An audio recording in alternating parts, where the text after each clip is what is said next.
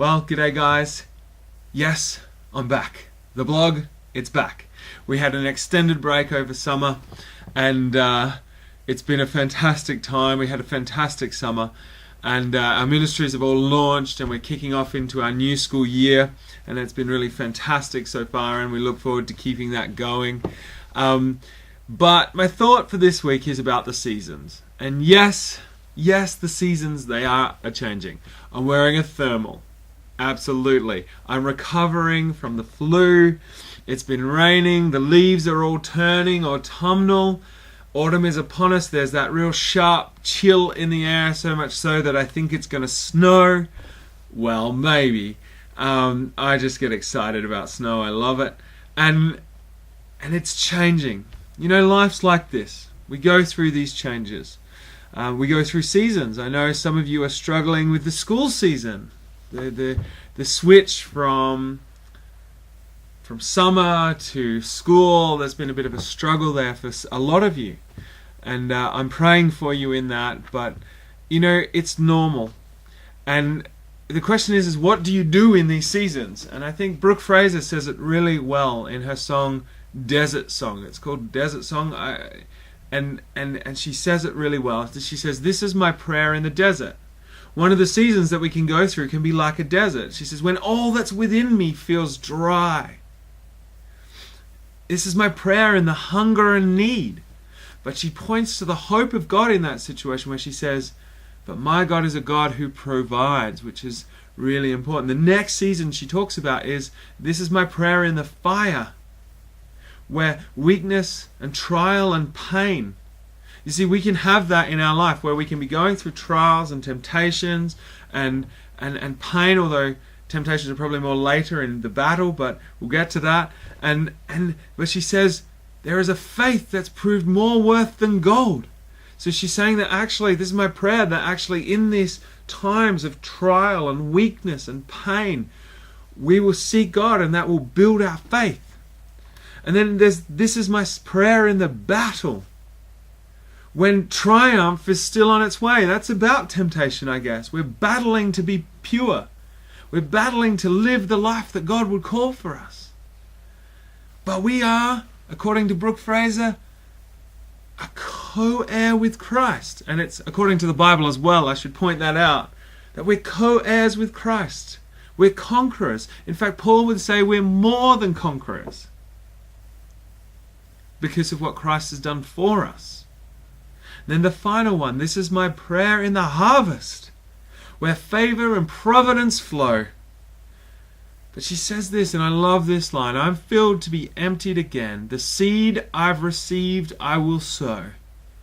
And she looks to that, saying, actually, I'm blessed by God and I'm looking to share that. You know, seasons, they come and go. It's interesting, actually. Pastor was preaching on Sunday, Pastor D, and he was saying about the season where he was talking about the second coming.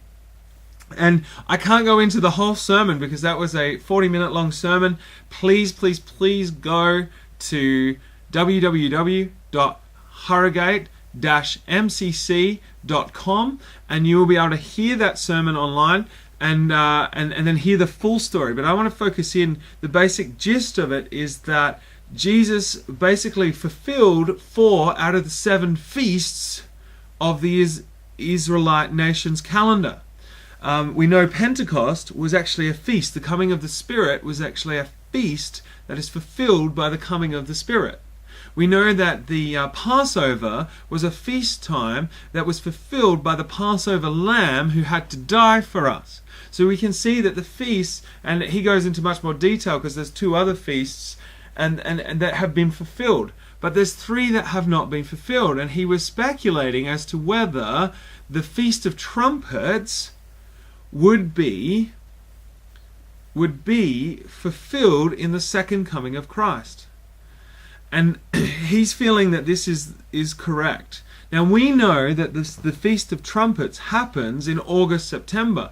Although, because that's the only feast that can't be predicted because it's based on the new moon, it adds weight to the words of Jesus that the hour is not known when Christ will return. because nobody quite knew when that feast would happen. In fact, the Jewish people would extend it over 2 days because they weren't sure when it should be, because it had to be based on the new moon, and the new moon can only be seen for a small slot, and it can appear at any hour, usually late evening. Just as the sun's dipping, you can see the new moon for a short period of time. So you have to really watch for the new moon, which really adds weight to Jesus' words. Paul actually says the second coming should not be a surprise to Christians. So we shouldn't be shocked that Jesus rocked up. There's that great t-shirt that says, "Look busy, Jesus is coming." We don't need to look busy. We know when that Jesus will come if he's fulfilling these feasts, and it's a big word, if. But please go listen to that sermon. Again, that's at www.harrogate-mcc.com, and you'll be able to get much more detail on that. But my thought was this in the sermon, that if that is true, if Jesus is going to come at that period of time, which happens at around the end of August and the beginning of September, and you'll note that we're kind of in October now, then we actually have another year of work ahead of us. We're in a season, we get given another season. And then we'll see if he comes next year, and then maybe next year, and then maybe the next year after that. And so we're given the opportunity to reach out. So we're in this season of being able to reach out, and then across the summer next year we'll get to wait and see, will Christ come this year? Will it be this year that Christ come? It's an interesting thought. It's much deeper than I can go into here in my blog. I'm already over time, so I'll close that there. But I just wanted to add that in about our season, that actually the Bible flows on seasons. So we're in the season of church life and living as the kingdom invades, as the battle ensues on earth. We're in that season of, it's kind of tumultuous in our lives. It's hard work sometimes down here as the kingdom is breaking in, and we don't know when the kingdom will come fully in the second coming of Christ. But we know that this year it will be at least another year, if what we're saying is true there. But again, please go listen to that sermon if you're worried about what I've just said there. So that's an interesting thing on seasons that I picked up this week. What kind of season are you in right now? Are you picking up on the seasonal nature of God? We roll in seasons. What kind of season are you in right now? And do you have the attitude of Desert Song? Which I love, because the chorus says this: "I will bring praise, I will bring praise, no weapon formed against me will remain, I will rejoice, my God is the God of victory." Also says in the bridge, it says this, and I'm going to end with this, I'm coming into land. "All of my life, in every season, you are still God. I have a reason to sing. I have a reason to worship." Do we hold on to that attitude? Are you in a battle right now for purity? Are you in a battle at school trying to get the work done? Are you in a period of stress and busyness?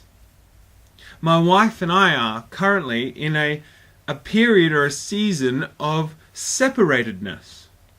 Now, don't worry, we're not getting divorced, we're not any of that sort of stuff, but my wife works, for those of you who aren't in England, you wouldn't know this, but my wife works in another town, and she spends 3 nights a week in the other town, and then she comes back here for the weekends, and she works, because it's a bit too far to commute, and so we live this kind of separated existence, and it's a really tough season. But I got to ask myself, am I able to say in this season, is God still God, and am I still holding on to him, and am I still going, I will sing and I will praise God, or am I getting grumpy at the season that we're in?